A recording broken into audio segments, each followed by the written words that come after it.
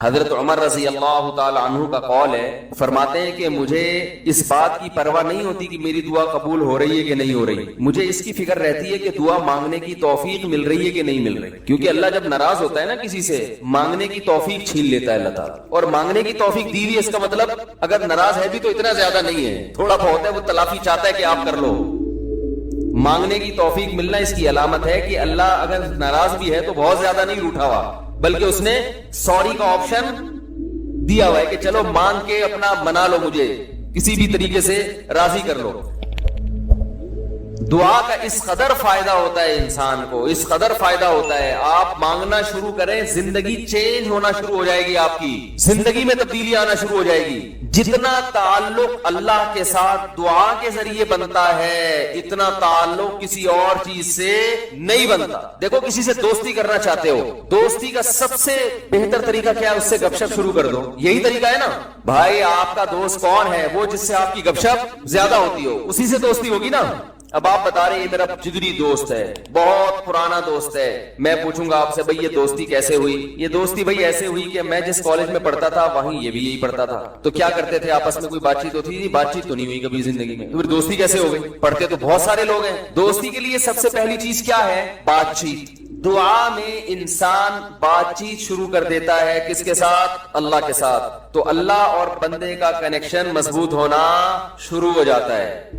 اس لیے اہل اللہ کو تو اس کی پرواہ نہیں ہوتی کہ میری دعا قبول ہو بھی رہی ہے کہ نہیں ہو رہی ہے، وہ کہتے ہیں ہمیں مانگنے کی توفیق مل رہی ہے، معذرت کے ساتھ تھوڑی میں ابیوز لینگویج استعمال کرتا ہوں کہ بھاڑ میں جائے قبول ہونا، ٹھیک ہے نا، ہمیں تو اس بادشاہ کے دربار میں ہاتھ پھیلانے کی توفیق مل رہی ہے، بس ہمارے لیے اتنا کافی ہے، تعلق بحال ہے ہمارا اس سے۔ تو میں یہ عرض کر رہا تھا کہ کبھی ہماری جو دعائیں قبول نہیں ہوتی بسا اوقات اس کی وجہ یہ ہوتی ہے کہ ہمارا وہ عمل دعا ہوتا ہی نہیں ہے۔ جب دعا ہی نہیں ہوتا تو پھر اس میں قبولیت کہاں سے آ گئی؟ وہ تو ہم پڑھ رہے ہوتے ہیں الفاظ رٹا لگا کے ایک چیز کو، یعنی ایک پڑھنے کے انداز میں ہوتی ہے، وہ اس میں جذبات ہی نہیں ہوتے۔ جذبات کن لوگوں کے ہوتے ہیں؟ امام بخاری رحمہ اللہ تعالیٰ کی سوانے پڑھیں آپ، بچپن میں نابینا ہو گئے، والدہ تو آپ کو بڑا علم سکھانا چاہتی تھی، پریشان کہ اللہ یہ تو میرا بچہ ہی نابینا ہو گیا، تو رات کو مصلے پہ گڑ گڑا کے دعا مانگنا شروع کی، اے اللہ میرے بچے کی بینائی واپس لوٹا دے، اے اللہ اس کی بینائی واپس لوٹا دے۔ اتنا مانگا ہے، روتے روتے دعا مانگتے مانگتے آنکھ لگ گئی، خواب آیا، دو فرشتے آپس میں بات کر رہے ہیں کہ اللہ نے اس عورت کی دعا قبول کر لی ہے اور اس کے بچے کو بینائی لوٹا دی ہے۔ جب آنکھ کھلی ہے تو دیکھا کہ بچے کی بینائی واپس لوٹ چکی تھی، بینائی واپس لوٹ چکی تھی۔ ہندوستان میں ایک بزرگ تھے، رمضان نام تھا ان کا، یہاں کراچی ہجرت کر کے آ گئے تھے ہندوستان سے، تو جو کوئی اس طرح کے بڑے لوگ ملتے تھے نا جو بھی نیک ہوں پرہیزگار ہوں، تو میں ان سے تھوڑا سا انٹرویو لیتا تھا کہ آپ نے کوئی ایسی کوئی واقعہ دیکھا ہو، کوئی کرامت دیکھی؟ انہوں نے اپنا بڑا دلچسپ واقعہ سنایا، فرماتے ہیں کہ میں نے اپنی آنکھوں سے دیکھا کہ ہندوستان کے ایک علاقے میں جو بلوائی تھے نا، جو بلوا کرنے والے ہندو تھے، انہوں نے، دہشت گردوں نے مسلمانوں کے علاقوں پہ حملہ کر دیا، مسلمان بہت تھوڑے تھے، مقابلہ نہیں کر سکتے تھے۔ کہتے ہیں کہ ایک بزرگ تھے وہیں کہیں مظاہر علوم کے یا دیوبند کے، مقصد میرا یہ نہیں ہے کہ وہ دیوبند کے علاوہ کوئی بزرگ نہیں ہوتا، وہ چونکہ واقعہ ان کا اس لیے لوگ اس کو بھی کہتے ہیں کہ اپنے مسلک کو وہ کرنے، وہ اتفاق سے تھے وہاں کے، تو اس لیے میں نے بول دیا۔ تو وہ مکان کی چھت پہ کھڑے ہو گئے اور اللہ سے دعا مانگنے لگے، بہت گڑ گڑا کے دعا مانگی انہوں نے کہ اللہ ان لوگوں کے شر سے ہمیں بچا لے۔ تو یہ جو واقعہ سنانے والے تھے نا، انہوں نے مجھے خود بتایا، کہتے میں نے اپنی آنکھوں سے دیکھا کہ گھوڑوں پہ آسمان سے فرشتے نازل ہو رہے ہیں اور ان کے ہاتھ میں بڑی بڑی راڈیں ہیں، گزن ہیں، اور وہ زمین پہ نازل ہو کر انہوں نے ان بلوائیوں کے خلاف حملہ کر دیا، مارا ان کو۔ میں نے جب یہ واقعہ ایک دفعہ بیان کیا تو یوٹیوب پہ جب یہ واقعہ گیا تو اس علاقے کے جو مسلمان تھے ان کے کمنٹس آئے کہ یہ واقعہ یہاں پر ہوا ہے اور اس گاؤں میں ہوا ہے۔ نہیں آ رہی بات سمجھ میں؟ تو یہ کیا ہے؟ دعا مانگنے والے کی جو دعا ہے نا اس میں طاقت تھی، وہ مانگ رہا تھا گڑ گڑا کے۔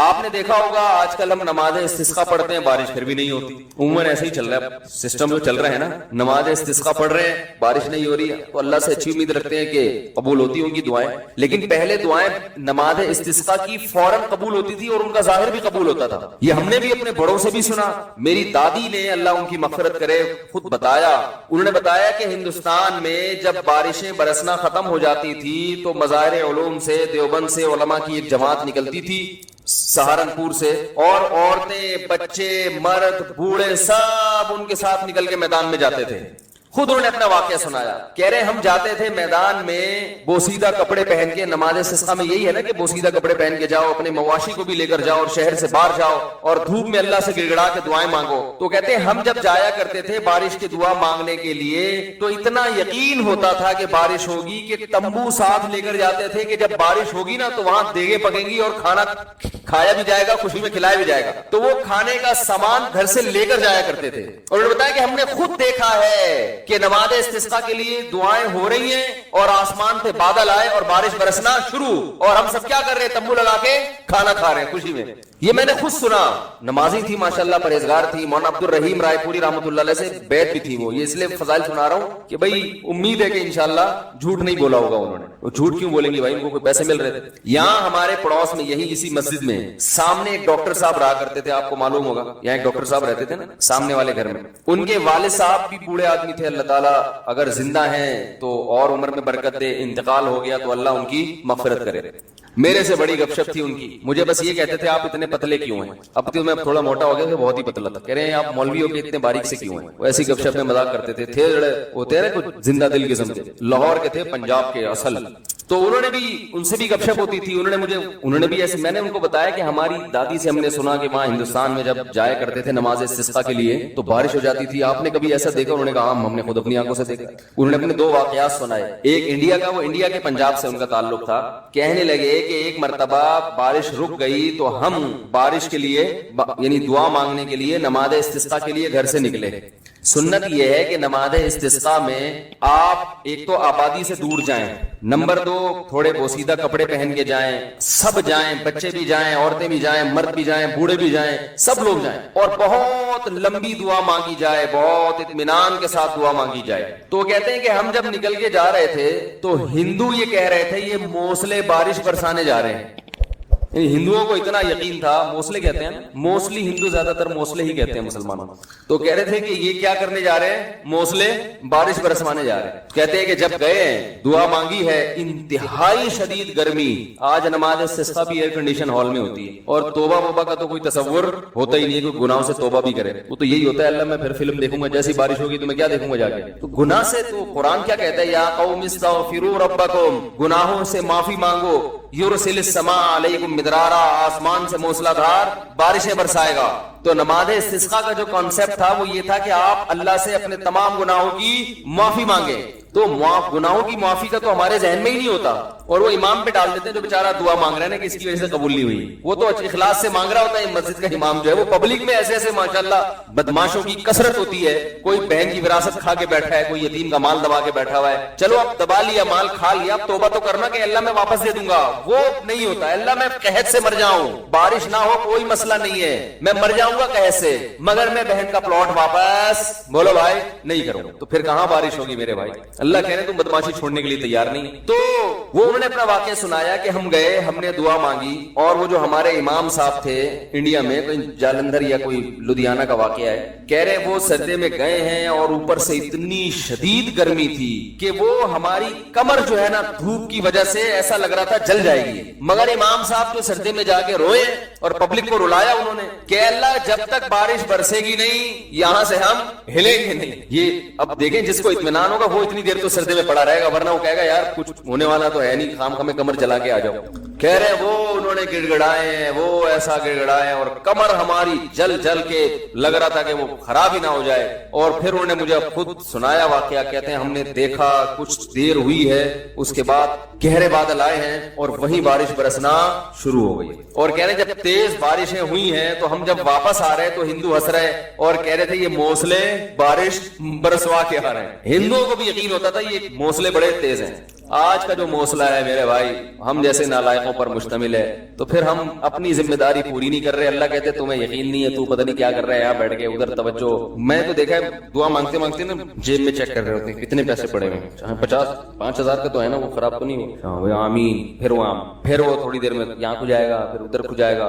10 کام ہو رہے ہیں, دل نہیں لگ رہا, ایک فارمیلٹی پوری ہو رہی ہے, تو یہ کیسے حساب چلے گا میرے بھائی. تو دعا قبول ہوتی ہے. بعض دفعہ ایسے ہوتی ہے جیسے میں نے آپ کو بتایا, اس طرح سے بھی ہوتی ہے کہ ادھر مانگی اور ادھر اللہ نے بارشیں برسانا شروع کر دی. اور بعض دفعہ دعا ایسے قبول ہوتی ہے. اچھا کچھ کر کے دعا مانگو تو زیادہ قبول ہوتی ہے.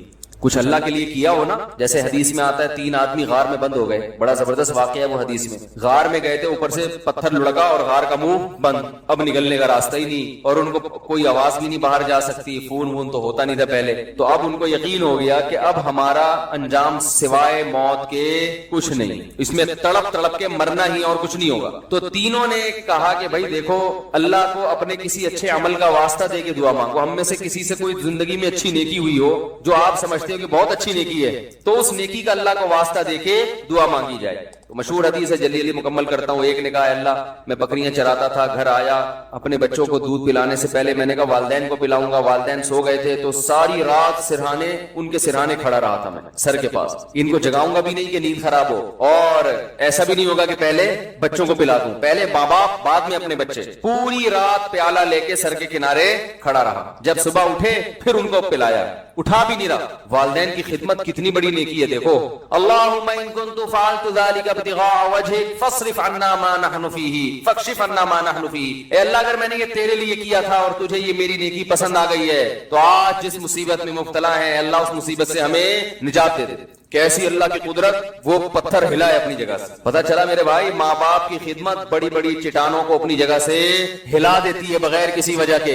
اتنا بڑا عمل ہے یہ, آج برداشت نہیں ہوتا ہے, نہ باپ کی ڈانٹ برداشت ہوتی ہے نہ ماں کی ڈانٹ برداشت ہوتی ہے. دیکھو اللہ چاہتے پورا پتھر ہلا دیتے, لیکن اللہ نے کہا کہ سب کا عمل سامنے آ جائے نا, تو اللہ نے تھوڑا سا ہلایا پتھر کے, ابھی ہلکی سی ہوا آئے بس ہے بھائی, تاکہ باقی دو کی نیکیاں بھی سامنے. ویسے تو اللہ کو اتنا پسند آیا کہ اللہ چاہتے تو ہٹا دیتے نا پتھر. دوسرے نے دعا مانگی, اے اللہ میں اپنی چچزاد بہن پہ عاشق تھا, اس سے زنا کرنا چاہتا تھا, وہ موقع نہیں دیتی تھی, بہت سخت عشق والی محبت تھی, بالآخر قحط پڑا, سب کچھ ختم ہو گیا, تو وہ میرے پاس آئی روٹی کے لیے. تو میں نے اس سے کہا ایک شرط پہ تجھے راشن دوں گا کہ تو میری یہ حرام خواہش کو پورا کر. اور بالآخر مجھے اس پر قدرت ہوئی. جب میں زنا کے, وہ مجبور ہو گئی بیچاری, جب میں زنا کے بالکل قریب پہنچ گیا تو اس نے مجھے اللہ تیرے عذاب سے ڈرایا, اتق اللہ ولا تفض الخاتم الا بحقی, کہ تو یہ کام کر تو رہا ہے مگر تو اللہ سے ڈر.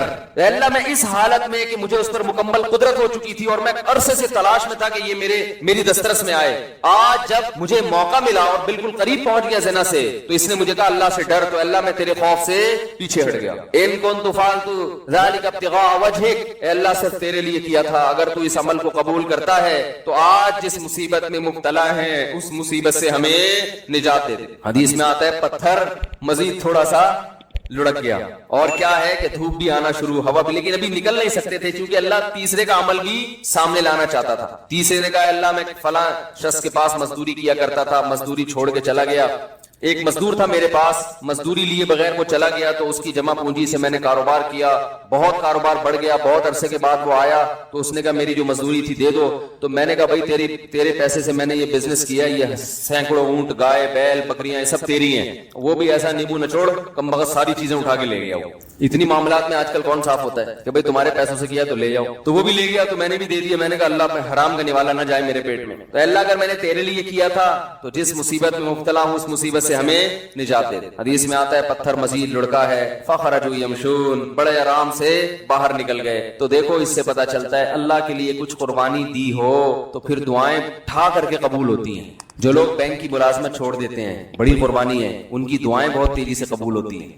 داڑھی رکھنے کا ماحول نہیں ہے لیکن آپ رکھ لو اللہ کے لیے, دعائیں انشاءاللہ تیزی سے قبول ہونا. بولو نا بھائی کیا جا رہا ہے, کیوں قبول ہوتی ہے بھائی؟ سارا دن اللہ کے لیے, سارا دن اللہ کے لیے بھوک پیاس کو برداشت کیا, تو اب اللہ کہتے ہیں تو نے میرے لیے قربانی دی, اب تو مانگ, جو مانگے گا میں تجھے عطا کروں گا. حج میں دعائیں کیوں قبول ہوتی ہیں؟ 6-7 لاکھ روپے آپ کے خرچ ہوئے, آپ اتنی دور گئے, آپ نے وہاں دھکے کھائے, تو عرفات کے دن ایسی دعائیں قبول ہوتی ہیں. حدیث میں آتا ہے شیطان خاک سر پہ ڈالتا ہے کہ آج میری پورے سال کی محنت برباد ہو گئی. لیکن ہم نے دیکھا ہے عرفات میں بھی دعائیں نہیں مانگ رہے لوگ, وہاں بھی ایک اجتماعی دعاؤں کا ماحول بنایا ہوا ہوتا ہے, ایک آدمی بیٹھا ہوا سمامی نامی لگا رہے. بھائی وہاں تو کم از کم کچھ جا کے کچھ الگ سے اللہ سے گڑگڑا کے مانگ لو, دل لگاؤ اس دعا میں. دعائیں قبول ہوتی ہیں صفا و مروہ کی پہاڑیوں پر. وہاں حضرت ہاجرہ نے ایک عمل کیا تھا نا, کتنی بڑی قربانی دی تھی کہ ایک ایسی زمین نہ جہاں گھاس کا تنکا, وہاں اللہ کے لیے قربانی دے کر اپنے بچے کے ساتھ رہنا شروع کیا, اور پھر آزمائش آئی اللہ کی طرف سے, بچہ ایڑیاں رگڑ رہا ہے, پانی کا نام و نشان نہیں ہے, لیکن وہ اللہ سے شکایت نہیں کر رہی کہ اللہ تو نے تو مجھے مروا دیا, کہاں لا کے میرے شوہر نے مجھے ڈال دیا, بھاگ رہی ہے ادھر سے ادھر ادھر سے ادھر. کیسا اللہ کی رحمت کو جوش آیا کہ میرے لیے قربانی دی, اب میں تجھے ضائع نہیں ہونے دوں گا. ایسا چشمہ پانی کا پیدا کر دیا, ہزاروں لاکھوں کروڑوں حاجی اب تک سیراب ہوتے چلے آ رہے ہیں, وہ چشمہ ختم ہونے کا نام نہیں لے رہا. تو صفا اور مروہ کی پہاڑی پر جب آپ صحیح کرتے ہیں, علماء کہتے ہیں حدیث سے بھی ثابت ہے, وہاں لمبی لمبی دعائیں مانگنی چاہیے کھڑے ہو کر, کیونکہ یہ وہ موقع ہے جہاں آپ نے تو قربانی نہیں دی لیکن اللہ کی ایک بندی نے بہت بڑی قربانی دی. دوسرے کی قربانی کو بھی انسان کیش کرا سکتا ہے. تو کچھ کرنے کے بعد جب مانگا جائے تو قبولیت کا امکان بڑھ جاتا ہے. ہم اللہ کے لیے کچھ قربانی دینے کے لیے تیار ہی نہیں ہے, کچھ کرنے کے لیے تیار ہی نہیں ہے, مانگنے کے لیے بھی تیار نہیں ہے. بلکہ اللہ نے ہمیں دعائیں بھی سکھائی ہیں, کیسی پیاری دعائیں سکھائی ہیں قرآن مجید میں اور احادیث میں. اللہم ارزقنی حبک وحب من یحبنی یحبک وحب عمل یقربنی الی حبک. اور ایک اور دعا سکھائی, اللہم ارزقنی حبک اللہم ارزقنی حبک وحب من ينفعني حبه عندك اللهم فكما رزقتني مما احب فاجعله قوة لي فيما تحب وما زويت عني مما احب فاجعله فراغا لي فيما تحب. ہم لوگ دعائیں بھی عجیب عجیب چیزوں کی مانگ رہے ہوتے ہیں. کیسے پیارے الفاظ سکھائے, اے اللہ تو مجھے اپنی محبت دے دے, میرے دل میں کیا کر دے, اپنی محبت ڈال دے. وحب من ينفعني حبه عندك, اور ان لوگوں کی محبت بھی یا ان چیزوں کی محبت دل میں ڈال دے کہ جن سے محبت کرنے سے تیری محبت میں مزید ترقی ہو جائے. ایسی چیزوں کی محبت دل میں ڈال دے کہ ان کی محبت کا فائدہ ہو آخرت میں اور تیری محبت میں اضافہ ہو جائے. جیسے والدین کی محبت, بیوی بچوں کی محبت, اس سے اللہ کی محبت اور بڑھتی ہے نا, تو اللہ کا حکم ہے. علماء کی محبت, نیک عمل کی محبت. اللہم فکما رزقتنی مما احب, اے اللہ تو نے جو مجھے میری محبوب چیزیں عطا کی ہیں تو فجعلہ قوۃ لی فیما تحب, تو ان کو ذریعہ اور وسیلہ بنا دے اپنی محبت میں اضافے کا. یعنی وہ مجھ سے چھیننا نہیں وہ چیزیں, بلکہ ان سے ان کا استعمال اس طرح سے ہونا شروع ہو جائے کہ وہ دین میں اور ترقی کا ذریعہ بننا. جیسے کسی کو اللہ نے مال دیا تو مال سے ہر ایک کو محبت ہوتی ہے, تو یہ مال اور آخرت میں ترقی کا ذریعہ بن جائے. وما زویت عنی مما احب, اور جو میری محبوب چیزیں تو نے مجھے نہیں دی, میں چاہتا تھا لیکن نہیں ملی, تو ان کا نام ملنا تیری محبت میں ترقی کا ذریعہ بن جائے. کیسے عجیب الفاظ ہیں دیکھو. اور یہ کس نے بتائے, امی نے, جو نہ لکھنا جانتے اور نہ پڑھنا جانتے. یہی ہوتا ہے نا, کچھ چیزیں آپ کو مل جائیں گی, آپ کی پسند کی کچھ نہیں ملیں گی, تو اللہ جو پسند کی چیزیں مل گئی ہیں ان سے بھی آخرت میں ترقی ہو جائے, جو نہیں ملی ان کا نہ ملنا آخرت میں ترقی کا ذریعہ بن جائے. ہر چیز گھوم کے کہاں آ رہی ہے, اللہ کی ذات کی طرف.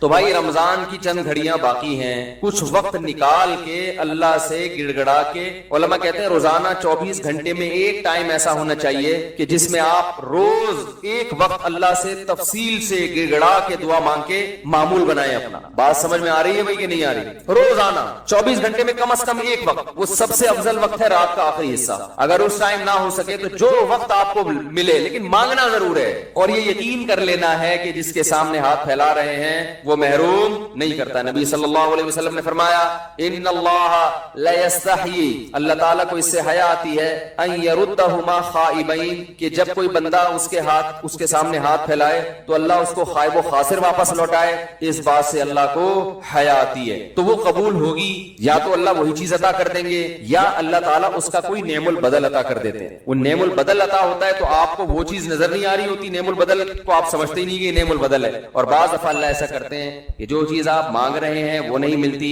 لیکن کوئی مصیبت آنے والی ہوتی ہے جو اللہ آپ سے ٹال دیتے. آپ کہہ رہے ہیں کہ اللہ اس مریض کو شفا دے دے, وہ ٹھیک نہیں ہو رہا, وہ دوسرا بھی مرنے والا تھا, وہ دوسرے پر بیماری حملہ کرنے والی تھی, اللہ نے اس کو حملے سے روک لیا. کتنا بڑا فائدہ ہو گیا. اور بعض دفعہ یہ ہوتا ہے کہ جو چیز آپ مانگ رہے ہیں وہ نہیں ملتی, لیکن اس مانگنے سے جو مقصد تھا وہ مقصد مل جاتا ہے. آپ کو کوئی پریشانی آئی, آپ دعا مانگ رہے ہو اللہ وہ پریشانی ٹال دے, اللہ نے وہ پریشانی تو نہیں ٹالی, لیکن اس کی وجہ سے جو آپ کا دل پریشان ہو رہا تھا وہ دل کی پریشانی کو دور کر دیا. تو مقصد حاصل ہو گیا کہ نہیں ہو گیا؟ ارے آپ مانگ رہے تھے اللہ غربت دور کر دے, تو غربت کی وجہ سے ٹینشن ہو رہی ہے نا, اللہ نے ٹینشن دور کر دی, تو پیسے سے مقصد ہے. ہو غریب مگر مزہ ویسے آ رہا ہے جیسے مالداروں کو آتا ہے. بہت مشکل ہے سمجھانا, کیا کریں یار. ہو غریب مگر اندر سے دل کیا ہو گیا, مالدار ہو گیا. سکون وہ ملے گا جو اللہ نے مالداروں کو بھی عطا نہیں کیا ہوگا, ویسا سکون مل جائے گا. بیماری میں دعا مانگ رہے ہو اللہ شفا دے دے, شفا تو نہیں ملی مگر اسی بیماری پر پر اطمینان نصیب ہو گیا, جو ایک صحت مند آدمی کو ہوتا ہے, صبر نصیب ہو گیا, اور کچھ نہیں تو آخرت کے میں اللہ کے بینک میں یہ دعا کیا ہو جاتی ہے, جمع ہو جاتی ہے, اور آخرت میں اس کا اجر ملے گا. ایک روایت میں آتا ہے جب بندہ دیکھے گا اپنے عمل کو قیامت کے دن, اے اللہ یہ اتنی ساری چیزیں میرے لیے گفٹ, یہ کیا؟ اللہ کہیں گے یہ تیری وہ دعائیں ہیں جو آخرت کے لیے ہم نے اسٹاک کر دی تھی. وہ کہے گا کاش میری کوئی دعا بھی قبول نہ ہوئی ہوتی. تو میرے بھائی اہل اللہ اس لیے مانگتے ہیں. اور دیکھو ایک آخری بات کہ قبول نہ کرنا کس کا کام ہے؟ اللہ کا. دیکھو جب ہم کوئی بیمار ہوتا ہے تو ہم کہتے ہیں یار اس کو ہاسپٹل میں ایڈمٹ کراؤ, جو اپنی ذمہ داری ہوتی ہے آپ وہ پوری کرتے ہیں. اب آپ نے جب ڈاکٹروں کے حوالے کر دیا تو ایک تسلی ہو جاتی ہے نا کہ یار ہمارا جو کام تھا ہم نے کر دیا ہے, اب ہم کیا کریں, اب تو ڈاکٹروں کے حوالے ہے, یا وہ علاج کرتے ہیں تو ٹھیک ہے, نہیں کرتے تو ابھی ان کا ہیڈیک ہے, ہم کیا کر سکتے ہیں, اب تو تسلی تو ہو جاتی ہے نا. تو مسلمان جب اللہ کے دفتر میں فائل جمع کرا دے, معاملے اٹکے ہوئے آپ نے اللہ کے آفس میں فائل جمع کرا دی کہ میں نے اپنا کام کر لیا, گڑ گڑا کے دعا مانگ لی ہے, تو مسلمان کو بھی ایک تسلی ہو جاتی ہے کہ بھائی اب اللہ کے حوالے ہے, وہ قبول کر لے تو بھی ٹھیک ہے, نہیں کرے تو وہ انشاءاللہ اب فیصلہ کس کے حق میں ہوگا, میرے حق میں, کیونکہ اللہ تعالیٰ ضائع نہیں کرتا اپنے بندے. تسلی ہو جاتی ہے کہ اب یہ دعا قبول ہو تو بھی ٹھیک ہے, قبول نہ ہو تو بھی ٹھیک ہے. تو دعا سے مسلمان کو کیا ملتا ہے؟ اطمینان ملتا ہے, سکون ملتا ہے. تو ادعوا ربکم تضرعا وخفیا, اللہ فرماتے ہیں چپکے سے مانگو اور عاجزی اور انکساری کے ساتھ مانگو. اللہ تعالیٰ سے دعا ہے کہ اللہ ہمیں دعاؤں کا مانگنے والا بنا دے. اور سب سے زیادہ پتہ ہے کیا مانگنا ہے رمضان میں؟ ہدایت کی دعا مانگنی ہے. میرے گناہ چھڑوا دے اللہ مجھ سے. ليلۃ القدر میں جو دعا ہے اللہم انک عفو تحب العفو فاعف عنا, اے اللہ معاف کر دے. تو کیا مطلب کس چیز سے معاف؟ میرے گناہ معاف کر دے. تو مطلب یہ ہے کہ میں آئندہ نہیں کروں گا, معاف کر دے. ہم یہ دعا مانگ رہے ہوتے ہیں کہ اللہ کرتا تو رہوں گا میں موت تک لیکن تو معاف کر دے. تو ایسا نہیں ہوتا میرے, ایسا کریں گے تو کوئی بھی نہیں آئے گا نا. اب اللہ کی طرف کون آئے گا پھر جب اسی طرح بدماشی میں ہی اللہ خوش ہے تو نہیں خوش ہوتا اللہ تعالیٰ سے. تو اللہ سے توبہ کی توفیق مانگی جائے, اللہ میں ان گناہوں کے دلدل میں پھنس چکا ہوں, تو مجھے اس دلدل سے نکال لے. تو یہ بھی زیادہ مانگنی چاہیے دعا. اللہ تعالیٰ ہماری تمام دعاؤں کو حاجات. اللہ تعالیٰ نے سورہ الحاقہ کی ان آیات میں تھوڑا سا جنت کا نقشہ کھینچا ہے کہ جس کا اعمال نامہ دائیں ہاتھ میں دیا گیا, فیقول, وہ کہے گا ہاؤم اقرؤوا کتابیہ, ارے لوگو میرا اعمال نامہ پڑھو.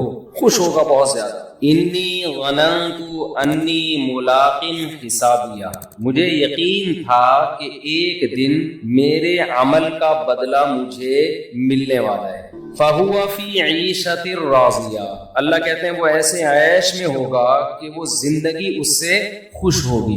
دیکھو شیطان کیا کرتا ہے, آپ کو دین کی طرف آنے نہیں دیتا, لیکن جب آپ دین کی طرف آ جاتے ہو نا اور شیطان مایوس ہو جاتا ہے تو پھر مذہب کے نام پہ آپ کی صلاحیتوں کو غلط جگہ لگانا شروع کر دیتا ہے. شیطان مایوس ہو جاتا ہے نا, اس کو پتا ہے کہ اب اس نے مذہب کو فالو کرنا ہے, دین کی طرف یہ آ گیا ہے. اب کیا کرتا ہے شیطان, کہتے ہیں لیبل مذہب کا لگا ہو, کام وہ کرواؤ جس سے اس کی آخرت میں ترقی نہ ہو.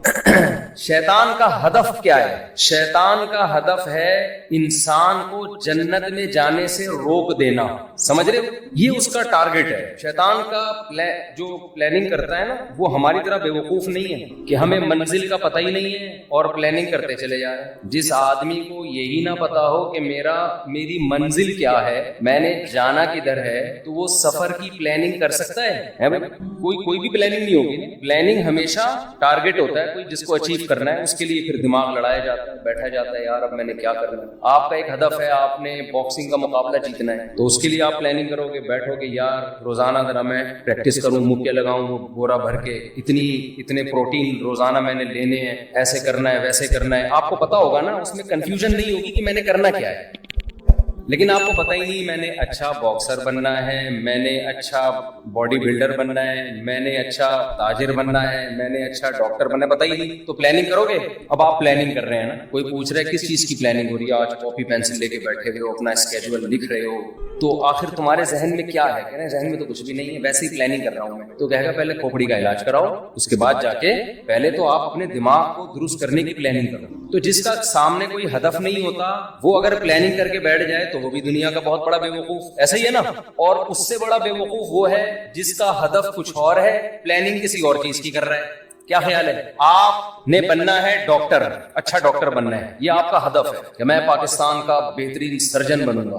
پلاننگ کیا ہو رہی ہے؟ صبح اٹھ کے دوڑ رہے ہیں، مکے شکے لگا رہے ہیں، جم میں ویٹ اٹھا رہے ہیں، یہ پلاننگ ہو رہی ہے۔ اگلا کہے گا یار یہ اچھا پلاننگ میں یہ کر رہے ہیں نا کہ میں روزانہ اتنا دودھ پیوں گا اور اتنے ویٹ اٹھاؤں گا، اور اس کے لیے کام کرنا شروع کر دیا آپ نے، اتنا روزانہ بھاگوں گا۔ اگلا کہہ رہا ہے یار تم نے کرنا کیا ہے؟ جی میں نے ڈاکٹر بننا ہے۔ تو ابھی حرکتیں تو تیری ڈاکٹروں والی لگ نہیں رہی ہیں۔ ڈاکٹر بننا ہوتا تو کوئی اسٹڈی روم بنا رہا ہوتا، اس میں ساؤنڈ پروف کمرے کا انتظام کر رہا ہوتا کہ شور و غل کی آواز نہ آئے، میڈیکل کالج میں ایڈمیشن کے لیے لوگوں سے پوچھ رہا ہوتا بھائی کتنے نمبر چاہیے۔ ٹھیک ہے یہ بھی چیز بھی ضمن جاگنگ واگنگ بھی ہوتی، صحت بھی اس کا ایک حصہ ہے۔ زیادہ فوکس کس کو کرتا؟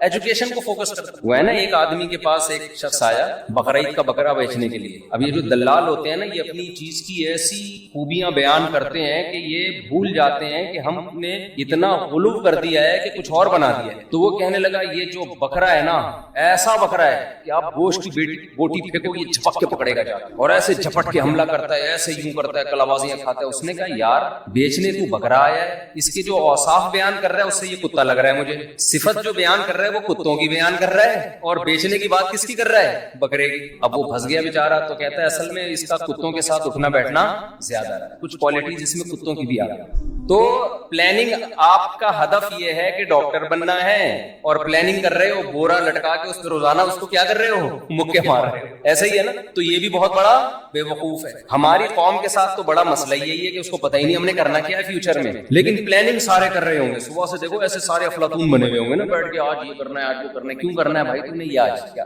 ہدف کیا ہے؟ ہدف کا کسی کو پتہ ہی نہیں۔ کچھ نہ رستے کا پتہ ہم کو نہ منزل کی خبر، جا رہے ہیں جس طرف ہم کو لیے جاتا ہے دل۔ ہمارے شیخ حضرت مفتی رشید احمد صاحب رحمہ اللہ تعالی یہ شعر اللہ کی محبت میں پڑھا کرتے تھے۔ کیا ہو گیا؟ ہمارے شیخ حضرت مفتی رشید احمد صاحب کسی ایک ٹاپک کو لے کے بیان شروع کرتے تھے بعض دفعہ، جیسے غیبت کے خلاف بیان کرنا ہے یا حسد کے خلاف بیان کرنا ہے۔ درمیان میں کہیں اللہ کی محبت کا ذرا سا تذکرہ آ جاتا نا تو ان کا پورا ٹاپک ہی چینج ہو جاتا تھا، پھر وہ اللہ کی محبت میں اشعار پڑھنا شروع، ایک دم ان کی جو کیفیات ہیں وہ نظر آتا تھا چینج ہو گئی ہیں۔ بس اللہ کا نام لینے میں، اللہ کی صفات بیان کرنے میں، اللہ کی محبت کی باتوں میں ان کو بہت مزہ آتا تھا، تو وہ ٹاپک ہی چینج ہو جاتا تھا ان کا۔ اس وقت یہ شعر پڑھتے تھے کہ ہماری منزل تو کچھ اور تھی جو بیان ہم لے کے چلے تھے، لیکن دل ہمیں کہیں اور لے۔ ہمارے حضرت کے بھی عجیب ہی حالات تھے، بیان سے پہلے نا اتنی لمبی دعا کرتے تھے کہ ہم کہتے تھے کیونکہ عصر سے مغرب تک بیان کا ٹائم ہوتا تھا، دور دور سے لوگ آتے تھے۔ ہمارے حضرت کا معمول نہیں تھا ہاتھ اٹھا کے دعا مانگنے کا، جب بھی کوئی دعا کا کہتا ہاتھ اٹھائے بغیر ہی اس کے لیے دعا کر دیتے تھے۔ اب ہمیں بھی چونکہ حضرت سے محبت ہے نا تو ہمیں بھی دل ہمارا کہیں اور لے کے جا رہا ہے، جو اصل بیان کا ہدف تھا اس سے دل نے ہمیں کیا کر دیا ہے؟ ہٹا دیا ہے۔ تو وہ کیا کرتے تھے، عصر سے مغرب ٹائم ہے، دور دور سے لوگ بیان سننے آئے ہیں، تو بیان سے پہلے وہ دعا کرتے تھے ہاتھ اٹھا کے۔ وہ دعا بعض دفعہ اتنی لمبی ہو جاتی تھی، انفرادی دعا ہوتی تھی، اجتماعی نہیں، خود ہی اپنی دعا مانگ رہے ہوتے تھے۔ دعا یہی مانگتے تھے کہ اللہ بیان وہ کروا دے جس کی لوگوں کو ضرورت ہے۔ وہ بعض دفعہ اتنی لمبی دعا ہو جاتی تھی کہ بیان کے لیے ٹائم بہت تھوڑا بچتا تھا، تو ہمیں تھوڑا غصہ بھی آتا تھا، حیرانگی بھی ہوتی تھی کہ اتنی دور دور سے لوگ آئے ہیں، دعا تو آپ کسی اور ٹائم مانگ لینا، لیکن آپ تو دعا میں ہی سارا ٹائم لگا دیا آپ۔ وہ حضرت کہتے تھے کہ میں ہاتھ اٹھا کے جب دعا مانگتا ہوں نا اللہ کے سامنے ہاتھ اٹھاتا ہوں تو کسی اور ہی دنیا میں پہنچ جاتا ہوں۔ بس پھر وہ اسی میں حضرت کو اتنا مزہ آتا تھا کہ بیان گیا تیل لینے بیان کیا ایسی کی تیسی، آئے ہو ہمیں تو اب اللہ سے جب مانگنا شروع کیا ہے تو اس میں، لیکن وہ پھر تھوڑی دیر کا بیان ہوتا تھا، حالانکہ نہ کوئی اس میں زمین آسمان کے قلابے ملائے جاتے تھے، نہ کوئی خطابت کے جوہر، سیدھے سادے بیانات ہوتے تھے، لیکن ان بیانات نے ایسی لوگوں کی زندگیوں کو چینج کیا ہے۔ آج لفاظی بہت ہے، درد دل مارکیٹ سے شارٹ ہے، درد دل نہیں۔ تو ان کی دعا دیکھ کے نا اتنی لمبی دعا کے بعد بیان شروع ہوتا تھا، پھر اس دعا کے آثار ان کے بیان میں جھلک رہے ہوتے تھے۔ تو جب کوئی ٹاپک لے کے چلتے، درمیان میں کہیں اللہ کی محبت کی بات آ گئی نا تو ان کا پورا بیان چینج ہو جاتا تھا۔ وہ پھر اللہ کی محبت میں اشعار بہت یاد تھے ہمارے حضرت، اتنے اشعار یاد تھے کہ ایک دفعہ کسی نے ان کو کیسٹ دی کہ آپ کو جتنے اشعار یاد ہیں نا اس کیسٹ میں ریکارڈ کر دیں۔ میرا خیال ہے 1.5 گھنٹے کی وہ کیسٹ تھی۔ تو حضرت شاعری کرتے کرتے کرتے کرتے کیسٹ پلٹ دی، کرتے کرتے کیسٹ ختم ہو گئی مگر حضرت کے اشعار ختم نہیں ہوئے، اور وہ سارے اللہ کی محبت میں اشعار پڑھتے تھے۔ تو اس وقت حضرت یہ شعر پڑھا کرتے تھے کہ جب اللہ کی محبت پہ بات شروع ہو جاتی تھی نا پھر کہتے تھے کہ کچھ نہ رستے کا پتہ ہم کو نہ منزل کی خبر، یعنی بیان میں تو اب ہمارا منزل پتہ ہی نہیں ہم کیا ٹاپک لے کے چلے تھے, جا رہے ہیں جس طرف ہم کو لیے جاتا ہے دل. اب تو دل نے ہم سے جو کہلوا دیا اب تو ہم وہی کہیں گے, لیکن وہ تو اللہ کی محبت میں تھا نا, وہ تو وہاں تو ٹاپک سے ہٹ جانا ہی ٹاپک تھا. حضرت مفتی تقی عثمانی صاحب دامت برکاتہم کا شعر ہے نا کہ یہاں تو عین منزل ہے, وہ کیا ہے یار, تھکن سے چور ہو جانا. اللہ کی محبت کی جو راستہ ہے نا, اللہ کی محبت میں آپ جو راستہ طے کرتے ہو اللہ کو پار کرنے کے لیے, اللہ کو پانے کے لیے, اللہ کو حاصل کرنے کے لیے آپ جو راستہ طے کرتے ہو نا, اس طے کرنے میں تھک جانا یہی منزل ہے عاشق کے لیے. دیکھو آپ جب کسی ہدف پہ چلتے ہو, راستے میں تھک گئے آپ, تو منزل تک پہنچنا مشکل ہو گیا نا, تو وہ آپ کا سفر کیا ہو گیا, ضائع. لیکن حضرت مفتی تقی عثمانی صاحب رحمہ اللہ نے بڑا پیارا شعر کہا کہ اللہ کی راہ میں اللہ کو پانے کے لیے تھک جانا ہی منزل ہے. اللہ یہی چاہتے ہیں کہ تھک جاؤ بس تم, اس تھکاوٹ سے ہی میں ملوں گا. کیا کریں, ذوق ہی نہیں. ابھی میں کرکٹ کی باتیں شروع کر دوں, ابھی میں عمران خان پہ وہ سیاسی تبصرے شروع کر دوں, شادیوں کی باتیں شروع کر دوں, بہت مزہ آئے گا ایک دم. اچھا, جس کی زیادہ شادیاں ہوتی ہیں نا اس کو اللہ کی محبت کی باتیں بہت جلدی سمجھ میں آتی ہیں, کیونکہ دکھی دل ہوتا ہے نا, ٹوٹا ہوا دل, اجڑا ہوا. وہ کہتے ہیں مجھ سے اللہ کی محبت ہی کی باتیں کیا کرو, عورتوں کی باتیں مجھ سے, یہ کنواروں کے شوق ہیں کہ اللہ کی محبت کے بجائے خواتین کی باتیں کرو, شادیوں کی. لیکن جب ہو جاتی ہے نا 2-3, تو پھر آدمی کہتا ہے یار اللہ کی محبت کی باتوں میں اللہ نے بڑا مزہ رکھا ہے.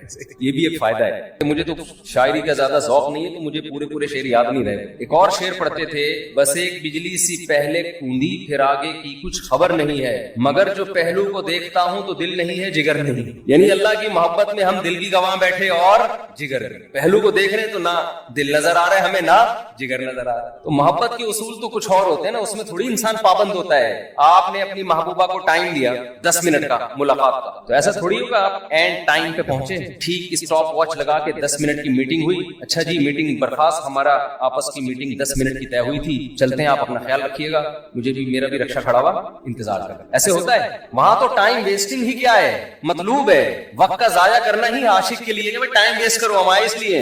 ہاں کوئی بزنس کی میٹنگ ہو رہی ہے یا کوئی اور کوئی کسی کو, اس میں آدمی ٹائم دیکھتا ہے, بھائی 10 منٹ 15 منٹ ہو گئے بس اب جاؤ یار, اپنا دماغ کیوں کھا رہے ہو ہمارا. وہ بار بار میں واقعہ سناتا ہوں نا حضرت موسیٰ علیہ السلام والا. موسیٰ علیہ السلام کی جب اللہ سے کلام ہوا, اس واقعے سے میں ایک سبق دلاؤں گا. بہت سے لوگ کہتے ہیں ہم جب ذکر کرتے ہیں تو ذکر میں مزہ نہیں آتا. حدیث میں آتا ہے نا 100 دفعہ صبح لا الہ الا اللہ وحدہ لا شریک لہ لہ الملک ولہ الحمد یحیی و یمیت وہو حی لا یموت. کیسے مزیدار کلمہ ہے, کیسا مزیدار کلمہ. چائے بڑی خاندانی چیز ہے یار. آپ کو ایک بات, جب آدمی 24 گھنٹے چائے نہ پیے نا, پھر چائے پی کے بیان کرے تو عجیب ہی لطف آتا ہے اس میں. میں نے کافی دیر بعد اب چائے پی ہے نا, اور کڑک دودھ پتی, میری کھوپڑی ایک دم ایکٹیو ہو گئی ہے. تو سوچو سٹے میں کیا ہوگا. ہم خام میں چرسیوں کو برا بھلا کہتے ہیں, ہیروئنچیوں کو بھلا بھلا کہتے ہیں. تو میں نے اکثر دیکھا جب میرا دماغ تھکا ہوا ہوتا ہے بیان نہیں ہوتا, دماغ فریش ہوتا ہے تو اس کے اثرات بیان میں بھی آ رہے ہوتے ہیں, دماغ چلتا ہے.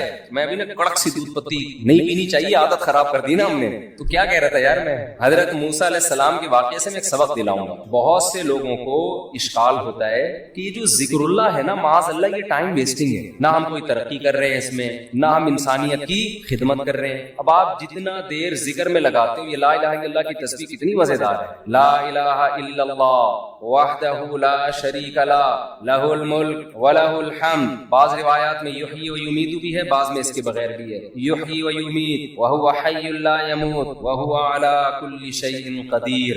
یہ حدیث میں آتا ہے جس نے 100 دفعہ صبح پڑھا تو کوئی شخص اس سے زیادہ نیکیاں اپنے اعمال میں جمع نہیں کر سکتا سوائے اس شخص کے جو 100 سے زیادہ دفعہ پڑھ لے. ابھی جو ہمارا پڑھا لکھا طبقہ ہے نا, وہ کہتا ہے یار یہ ٹائم ویسٹنگ ہے. یہ کیا ہے بھائی, اتنی دیر میں کسی غریب کو کھانا کھلا دو, کیا خیال ہے. آپ نے دیکھا ہوگا نا کچھ لوگ مسجد میں بیٹھے ہوتے ہیں, لا الہ الا اللہ لا الہ الا اللہ ذکر کر رہے ہوتے ہیں. یہ جو ہمارا لبرل طبقہ ان کو بے وقوف سمجھتا ہے کہ یار اتنی دیر میں بزنس کر لیتے, اتنی دیر میں کچھ اور کر لیتے, کسی غریب کو کھانا کھلا دیتے, یہ کر لیتے وہ کر لیتے. اس کی اپنی فضیلت ہے, اس کی فضیلت کا انکار نہیں ہے, اس کی اپنی فضیلت ہے. وَيُطْعِمُونَ الطَّعَامَ عَلَى حُبِّهِ. ہمارے نیک بندے ہماری محبت میں غریبوں کو کھانا کھلاتے ہیں. کھانا کھلانا اپنی جگہ, لیکن ذکر کی فضیلت اپنی جگہ. ذکر کی اتنی فضیلت ہے کہ رسول اللہ صلی اللہ علیہ وسلم نے ایک حدیث میں فرمایا کہ صحابہ نے پوچھا یا رسول اللہ سب سے افضل عمل کون سا ہے؟ آپ صلی اللہ علیہ وسلم نے فرمایا اللہ کا ذکر کرنا. یہ جو تسبیحات ہیں, صحابہ نے عرض کیا یا رسول اللہ کیا جہاد سے بھی افضل ہے؟ یعنی ہم تو فرسٹ ٹائم سن رہے ہیں, ورنہ ہمیشہ ہم نے سنا سب سے افضل عمل کون سا ہے؟ جہاد ہے. آج ہم فرسٹ ٹائم سن رہے ہیں کہ سب سے افضل عمل کون سا ہے؟ ذکر اللہ. آپ نے فرمایا جہاد سے بھی افضل ہے. یہاں تک کہ تم اللہ کے راستے میں گھوڑا لے کے نکلو اور تمہارے گھوڑے کی ٹانگیں کاٹ دی جائیں, اس سے بھی زیادہ افضل ہے کہ اللہ کا ذکر کرو. اب علماء نے تطبیق دی ہے کہ بھئی زیادہ تر حدیثوں میں تو ہے کہ جہاد افضل ہے, لیکن اس حدیث میں کیا آ رہا ہے؟ ذکر افضل ہے. تو تطبیق یہ ہے کہ ثواب کے اعتبار سے تو جہاد ہی افضل ہے, ظاہر اس میں قربانی زیادہ ہے, لیکن ذکر کو افضل اس لیے قرار دیا گیا کہ جہاد کا مقصد بھی کیا ہے؟ لوگوں کو اللہ کی یاد اور اللہ کی عبادت پر لانا. تو مقصد کے اعتبار سے کیا چیز افضل ہے؟ ذکر. کیونکہ جہاد مقصود نہیں ہے, ذریعہ مقصود ہے. جہاد مقصود نہیں, کیونکہ فقہا لکھتے ہیں کہ جہاد میں کوئی بھی کام ایسا نہیں ہوتا جو اللہ کی پسند کا ہو, کیونکہ خون خرابہ ہے, اور خون خرابہ قرآن کیا کہتا ہے؟ اللہ کو پسند نہیں ہے. چاہے کافر کا خون بہے, چاہے مسلمانوں کا بہے, اللہ خون خرابے کو پسند نہیں کرتے.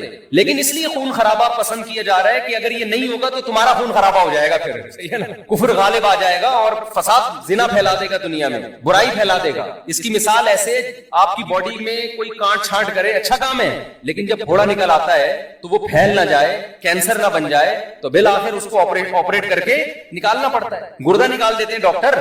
اب کسی کا گردہ نکال دینا, اس کی کمر کا آپریشن کر کے, یہ کوئی بذات خود اچھا کام ہے؟ برا کام ہے, لیکن بھائی وہ مجبوراً اس لیے کرنا پڑ رہا ہے کہ یہ گردے میں کینسر کی رسولی بن گئی ہے, یہ نہیں کاٹا تو دوسرا بھی خراب ہو جائے گا. تو جہاد کا تمام فقہا بیان کرتے ہیں بذات خود یہ فساد ہے, زمین میں ایک فساد ہے, لیکن اس کو پسند اس لیے کیا گیا ہے کہ یہ نہیں ہوگا تو اس سے بڑا فساد ہوگا. ورنہ اللہ زمین میں فساد کو پسند نہیں کرتے, خون خرابے کو پسند نہیں کرتے, چاہے وہ کافر ہی کا خون خرابہ ہو. یہی تو وجہ ہے کہ جب اللہ نے فرشتوں کو بتایا کہ میں ایک مخلوق پیدا کرنا چاہ رہا ہوں آدم, تو فرشتوں نے کیا کہا؟ یسفک الدماء, یہ زمین میں خون بہائے گا.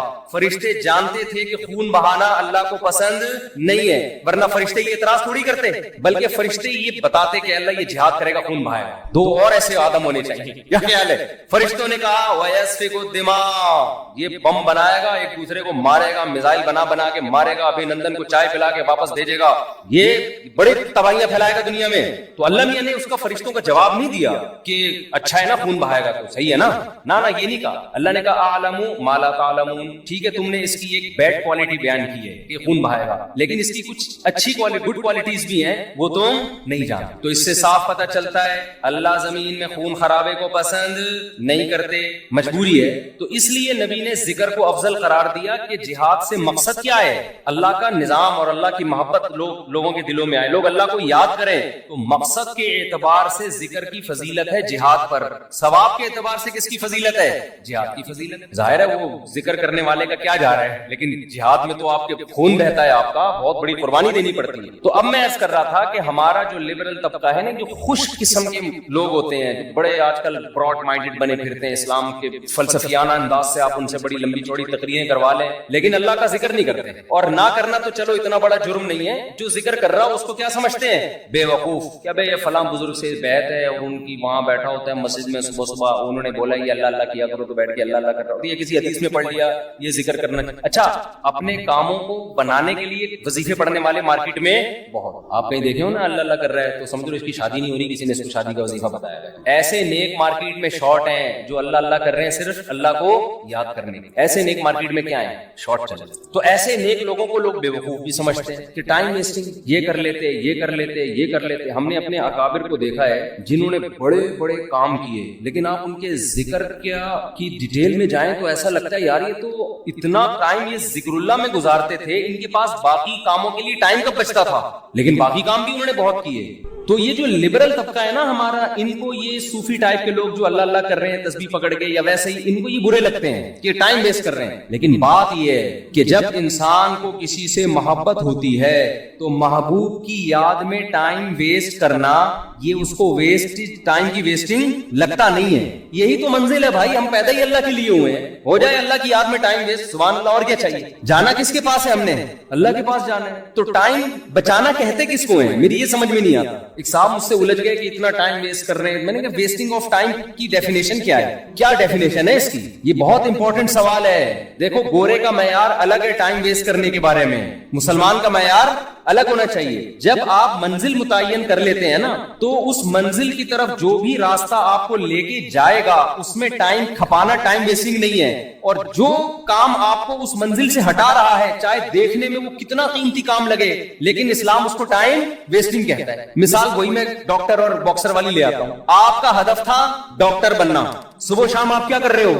باکسنگ سیکھ رہے ہو. اب باکسر تو کہے گا زبردست یار یہ آدمی ٹائم کا بڑا پابند ہے, ٹھیک صبح 8 بجے آ کے مکے لگاتا ہے, پھر جا کے ناشتہ کرتا ہے, پھر تھوڑا آرام کرتا ہے, اس کے بعد پھر دوپہر ٹائم. تو دیکھنے میں تو لگ رہا ہے کہ یہ ٹائم ویسٹ نہیں کر رہا, لیکن جس آدمی کو پتا ہو کہ آپ کا ہدف ڈاکٹر بننا ہے وہ کہے گا یہ ٹوٹلی ٹائم آپ کا کیا ہو رہا ہے؟ ویسٹ. ٹوٹلی اس کا کچھ بھی فائدہ نہیں ہے فیوچر میں. آپ میرے پاس لوگ آتے ہیں 40 سال کے 45 سال کے کہ ہم عالم بننا چاہتے ہیں, مدرسے میں داخلہ لے کے ہم کیا بننا چاہتے ہیں؟ عالم. میں ان سے کہتا ہوں آپ دین کا علم حاصل کر لیں بقدر ضرورت, قرآن کی تفسیر پڑھ لیں, احادیث پڑھ لیں, بقدر ضرورت مسائل سیکھ لیں. پراپر عالم بننے کا ٹائم اب گزر گیا ہے, اب ٹائم ویسٹ ہوگا آپ کا. کہتے ہیں یار میں علم دین میں اپنے آپ کو کھپاؤں اور ٹائم ویسٹ. تو میں کہتا ہوں بھائی بات یہ ہے کہ جتنی 8 سال آپ کو محنت کرنی پڑے گی نا اس کا آؤٹ پٹ اتنا اب نہیں نکلے گا. اس کی وجہ اس سے زیادہ آپ کسی اور کام میں اپنی صلاحیتیں کھپا سکتے ہو, اس کا آؤٹ پٹ زیادہ اچھا ہوگا. جیسے کوئی آدمی 50 سال میں میڈیکل کالج میں ایڈمیشن کے لیے جائے, ابے تو 4 سال وہاں لگائے گا, 2 سال پھر ہاؤس جاب ہوگی, اس کے بعد تجھے ایکسپیرینس چاہیے نا.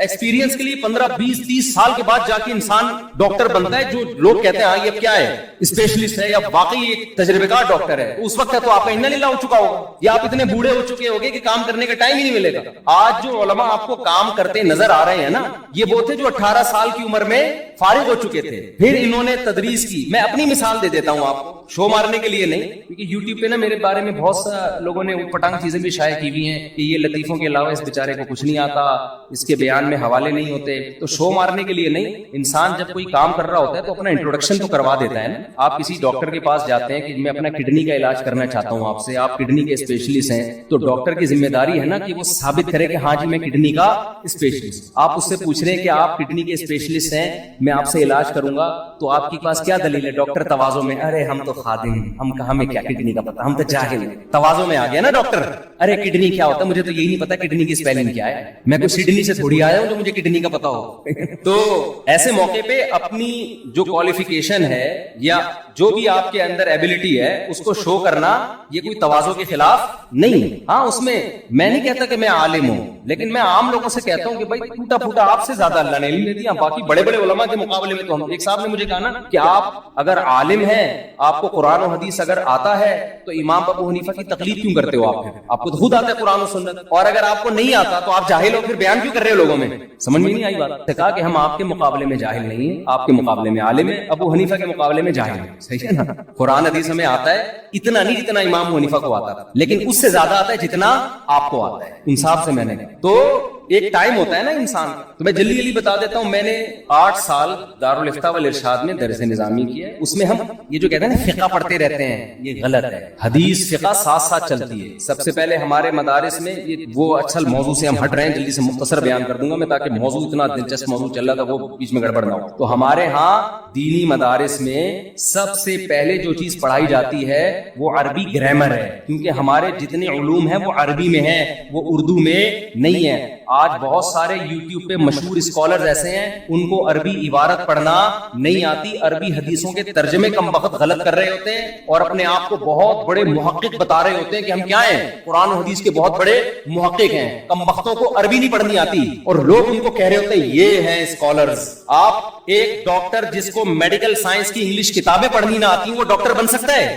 میڈیکل سائنس کا علم انگلش میں, اردو میں تھوڑی انگلش میں ہے نا. اس کم وقت کو انگلش ہی نہیں آتی, وہ کیسے ڈاکٹر بنے گا؟ دیکھو انگلش بولنا الگ چیز ہے, اسپیکنگ پاور تو جب تک گوروں میں نہیں رہو گے نہیں آئے گی, بولو گے نہیں. بہت سے علماء کو عربی بول نہیں سکتے ہیں وہ اس لیے کہ وہ عربوں کے ماحول میں نہیں رہے, لیکن عرب کی گاڑی گاڑی کتابیں قرآن و سنت کی وہ پڑھ سکتے ہیں, ان کو سمجھ میں آتی ہے. جیسے ڈاکٹر میڈیکل سائنس کی کتاب A to Z پڑھ لے گا, بول نہیں پائے گا. بولنا تو ایک الگ فن ہے کسی بھی چیز کا. تو ہمارے دینی مدرسوں میں سب سے پہلے عربی گرامر ایسے خاندانی طریقے سے پڑھائی جاتی ہے نا، بالکل بال کی کھال اتاری جاتی ہے. عربی گرامر کے جو دو حصے ہیں نا، صرف اور نحو. ایک صرف ہے جس میں کلمات کو، اور ایک ہے جس کو سینٹنس بنانا. وہ اس کے بعد اس کی پریکٹس کروائی جاتی ہے. پھر خالی تھیوری نہیں پڑھائی جاتی، اس عربی گرامر کی پریکٹس کروائی جاتی ہے مختلف کتابوں میں. اب کوئی طالب علم خود نہ پڑھے تو ایک الگ بات ہے، لیکن سسٹم بہت اچھا ہے. تو عربی گرامر سب سے پہلے. اس کے بعد پہلے سال کے بعد ہمارا 7 سال تک ٹوٹل نصاب عربی میں ہوتا ہے. اردو میں کچھ بھی نہیں ہوتا، ٹوٹل نصاب عربی میں ہوتا ہے. ساری کتابیں عربی میں ہوتی ہیں، پڑھاتے بھی اسی میں. اس میں پھر ہماری ایک چلتا ہے فقہ، مسائل. فقہ کی آج کے اسکالرز نہیں، 1200 سال پہلے جو لکھی گئی یہ کتابیں، جو صدیوں سے تواتر سے لوگ پڑھتے چلے آ رہے ہیں. آج 15ویں صدی کے جو اسکالرز ہیں ان پر فقہ کے معاملے میں اعتماد نہیں کیا جا سکتا. وہ جو صدیوں سے اسلامی حکومتیں چلی ہیں، اس پہ ہزار سال ان کتابوں نے حکومت کی ہے، وہ فقہ کی کتابیں. اس کے ساتھ حدیث کی کتاب، اس کے ساتھ عربی ادب، تاکہ عربی ادب میں مہارت ہو. پھر گرامر کی تھوڑی اور پیچیدہ کتاب. یہ 3 ٹاپک. پھر بلاغت. یہ 4 ٹاپک آخر تک چلتے ہیں. آخر کے 2 سال صرف اور صرف حدیث. بعض مدارس میں 1 سال ہوتا ہے، ہمارے مدرسے میں 2 سال. اس میں صرف اور صرف حدیث کی کتابیں پڑھائی جاتی ہیں. تو یہ نصاب سے پڑھ کے انسان نکلتا ہے. تو یہ ہو نہیں سکتا کسی نے یہ نصاب پڑھاؤ اور وہ اس کو لطیفوں کے علاوہ کچھ بھی نہ آتا ہو. اس کے بعد پھر ہے تخصص. 20 سال کوئی کم، میرا